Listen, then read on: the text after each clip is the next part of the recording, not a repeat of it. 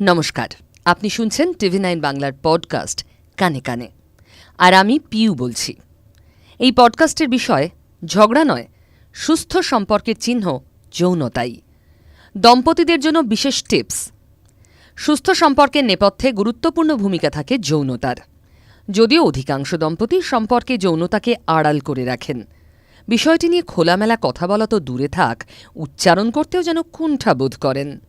এদিকে সম্পর্কের সুস্থতা বজায় রাখার জন্য প্রতিটি দম্পতিরই যৌনতা আবশ্যক।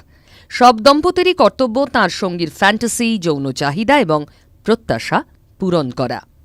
যৌন জীবন নিয়ে স্বামী স্ত্রী উভয়েরই নির্দিষ্ট কিছু ইচ্ছে থাকে, সময় এবং বয়সের সঙ্গে সঙ্গে যা পরিবর্তিত।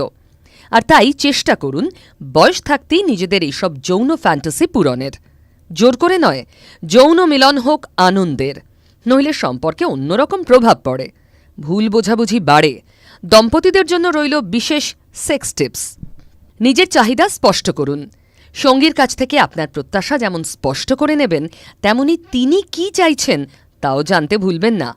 সঙ্গীরও কিছু নিজস্ব যৌন ইচ্ছা থাকতে পারে, গুরুত্ব দিন তাঁর ইচ্ছাতেও।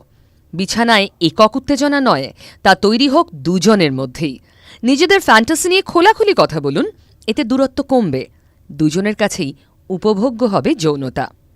অযথা চাপ নয়, যৌন মিলনের সময় নিজের সুখের জন্য সঙ্গীর ওপর অযথা চাপ দেবেন না, এতে দুজনের মধ্যেকার দূরত্ব বাড়বে। বরং মিলনকালে দুজনেই দুজনকে সম্পূর্ণ সঙ্গ দিন, ব্যথা কিংবা যন্ত্রণার নয়। যৌন মিলন হোক আনন্দের। মন থেকে হালকা থাকলে তবেই কিন্তু নিজেকে উজাড় করে দিতে পারবেন। আর আপনার সঙ্গীও প্রশংসা করবে এই বিশেষ পারফরম্যান্সের। বাড়বে ভালোবাসা। প্রসঙ্গত উল্লেখ্য, সম্প্রতি বৈবাহিক ধর্ষণকে কেন্দ্র করে দিল্লি হাইকোর্ট দ্বিধা বিভক্ত পর্যবেক্ষণ দিয়েছে।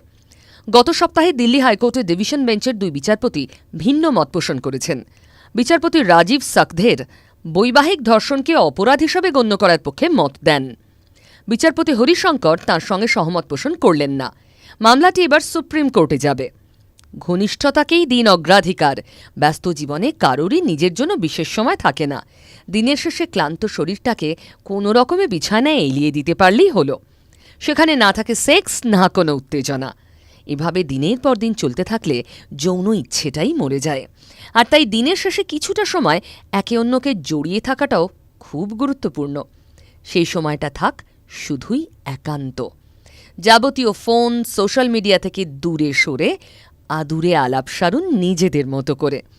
শুনতে ক্লিশে হলেও রোজ একবার করে পার্টনারকে বলুন, আই লাভ ইউ। তাড়াহুড়ো নয়, বিছানায় তাড়াহুড়ো নয়, বরং অপেক্ষা করুন ক্লাইম্যাক্সের জন্য।